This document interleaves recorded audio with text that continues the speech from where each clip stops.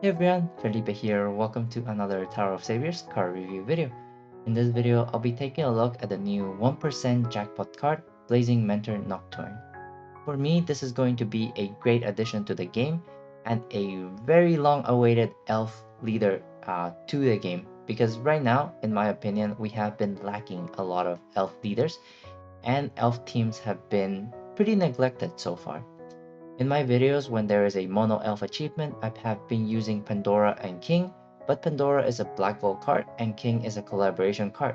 Both might not be too accessible for some of you out there. Other than that, the next ones are Mothra, which is a free-to-play card, so it's a pretty good leader but has lower multipliers. And Mineral Elves, which are great members, but as leaders they have been falling out of the meta in my opinion. So Nocturne is going to be a great addition to the game, and it is going to bring elf teams back into the meta, at least for me. Yeah, without further ado, let's take a look at her leader skill, and then I will give you all my opinions at the end. For her leader skill, we have Elf Attack and Recovery times 10, HP of each elf member increases by 1000 points.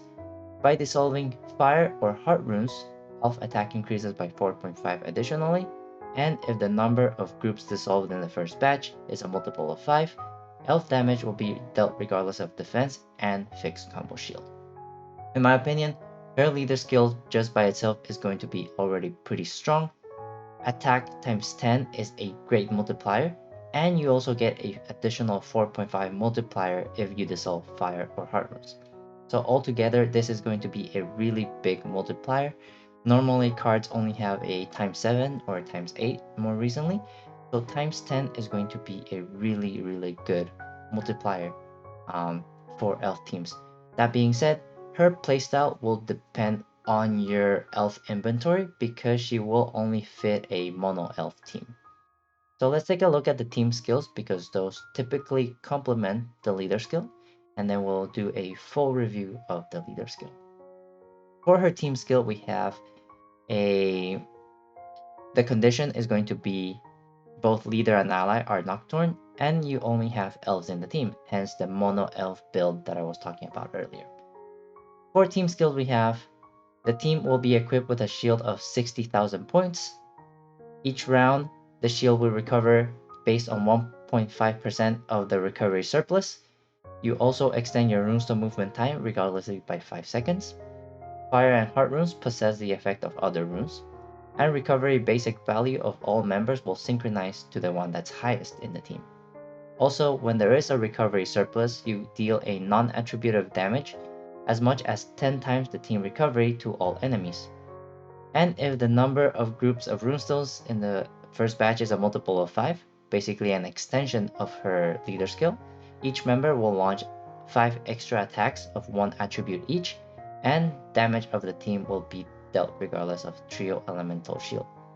So just looking at this uh, team skill, you can see how Nocturne is actually pretty busted as a leader. A shield of 60,000 points is going to be really nice, and given how Nocturne has a times 10 recovery bonus, you will be able to recover this HP or this shield pretty consistently and be able to tank hits from enemies very easily. So, elf teams in general have very low HP, but they have team skills that will help them survive, like tumbler skills. For the minerals, you will survive on 1 hit. Or Pandora, you also survive on 1 hit while you have Pandora's box active, but they make up for the high recovery, so you can always recover to full health and survive on 1 HP, recover and survive on 1 HP. However, Nocturne does not have that tumbler skill, but instead she will have a shield. This shield will be 60,000 HP, 60,000 points, which is actually pretty high for the game if you combine it with the amount of HP that you will have in your team.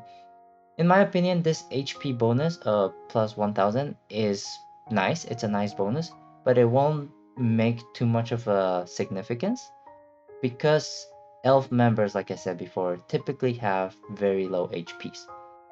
Also, she does not have any HP multipliers, so you will be entering the team or the battles with your base HP, which for elves it typically ranges around 2,000 to 3,000 maximum.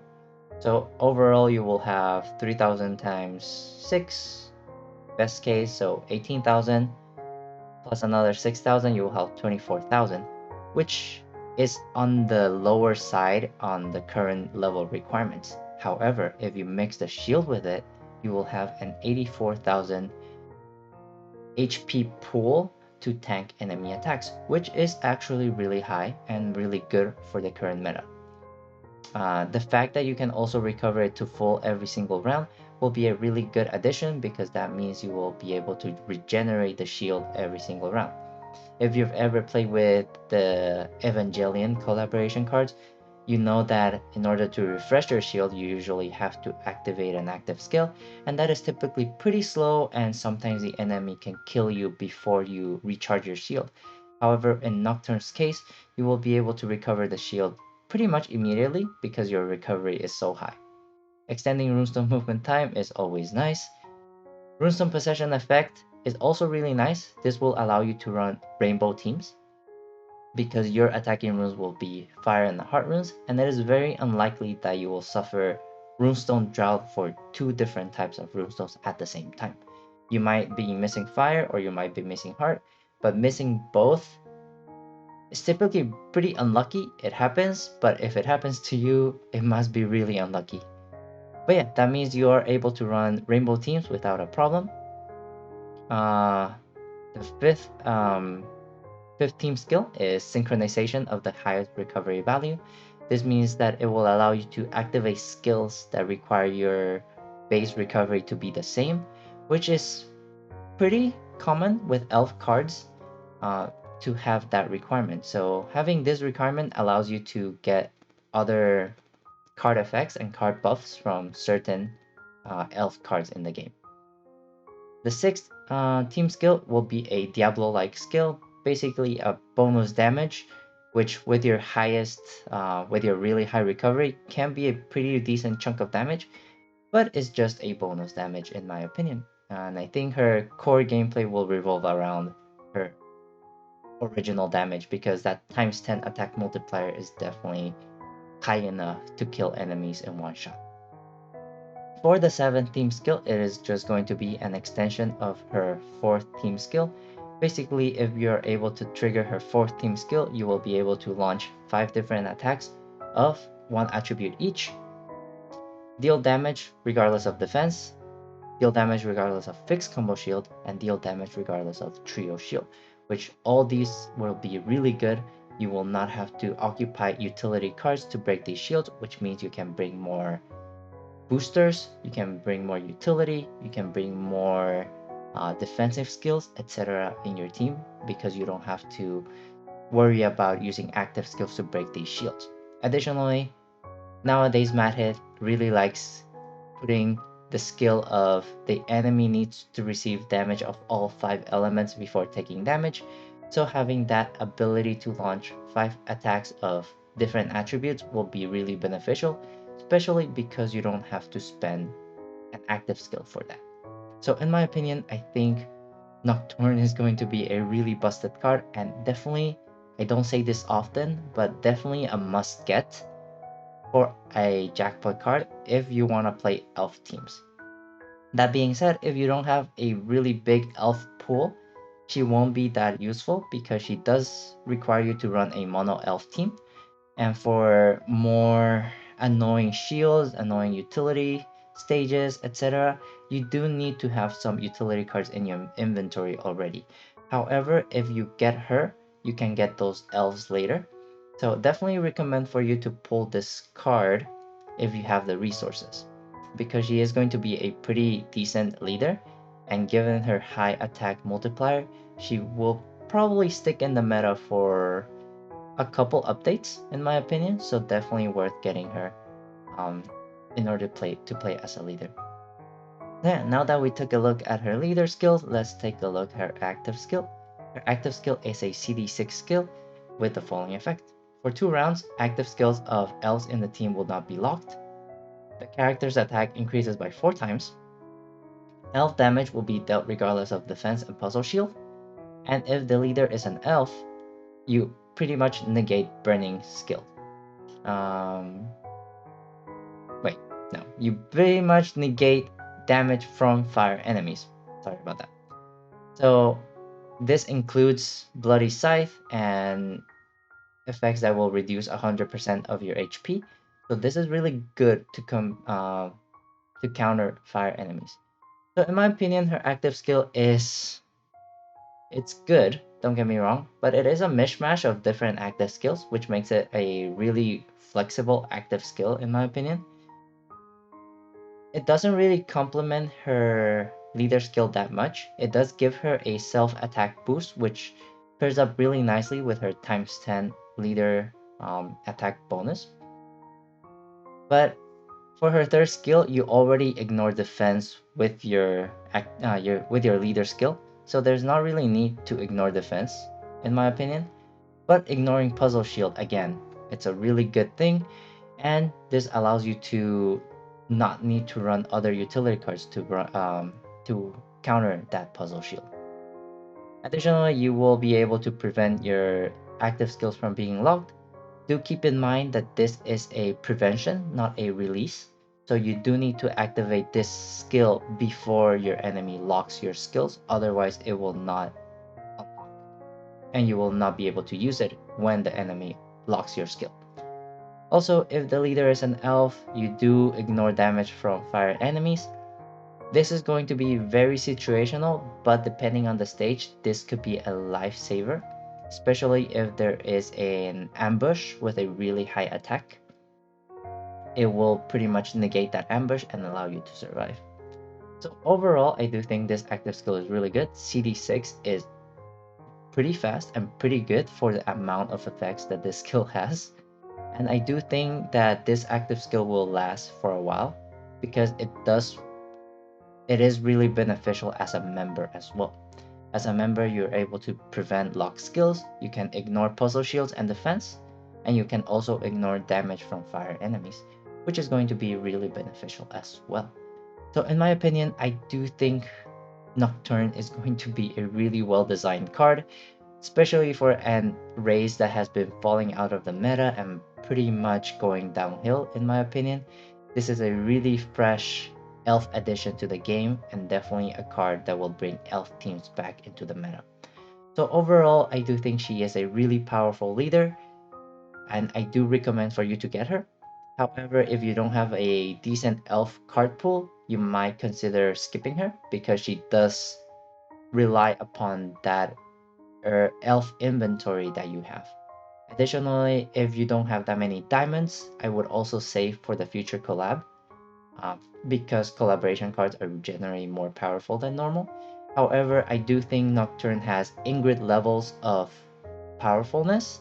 So you know how Ingrid was a pretty good matted original card and everyone wants her. I do feel like Nocturne has that potential as well.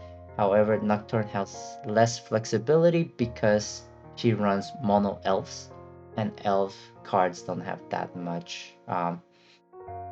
Yeah, elf cards is just one race, so you have a limited inventory to work with. But yeah, so in my opinion, pull for Nocturne if you have the resources, if you have a good elf inventory, and if you want her pretty much. She does look like she's going to be really fun. However, if you don't have those three, or you want to save resources, or you don't have elf inventory, you can consider skipping her. But she is going to be a really good leader, and as a member, she will be able to survive in the future for future elf leaders because her active skill is pretty useful as well in terms of breaking puzzle shields, attack boosts, ignoring attacks from fire enemies, and also preventing your active skills from being locked. Man, in terms of actually before I leave, in terms of team building, I do think she has some preferred team members. So for example, you do want to run Jade because will Jade will increase your attack based on your recovery, your base recovery, and if you pair Jade with Sana, everyone will get a pretty decent attack boost and definitely going to deal even more damage. You can also use different you can also use Valanthe and Shrug right here. Ooh, hold up. Sorry about that. I don't think my... Okay, there we go. If you have Sana right here, Sana will add recovery basic value to herself, and then everyone will synchronize to Sana, which means that everyone's recovery will be really high. So you can pair that with Jade. Where's Jade? You can pair that with Jade, which adds your recovery to your attack and launch even higher damage than usual. Additionally, you can also add Valanthe and Shrug, which are pretty good elf attackers, which will increase your attack and the attack of neighboring members and allow you to launch extra attacks as well, or like higher damage attacks. And in terms of utility, we always have like Ruby and Sapphire, which can inflict status effects. We have Yawning Fool, which can freeze and petrify. We also have Daji, which is always a non-brainer if you... Yeah, it's a no-brainer if you have her because she has a time tunnel and other dodging skills as well. And her Dragonware also makes her even more powerful as well. If you have Pandora, you can always add Pandora to eliminate any board debuffs. So basically, your elf inventory will be really important for her. And there are a lot of elf utility cards that you can sub in for her. And because you can run rainbow teams, she will be a really powerful leader. But yeah, so sorry for that tangent. I just wanted to give you some suggestions on team members that you can use for Nocturne. And yeah, I am really excited about this card coming to the game because I do feel like elf teams needed a little bit of love in the game. And overall, I do think this is a really good leader, has a really good active skill, and definitely a card that seems really fun to play and really worth getting, in my opinion, if you have the resources.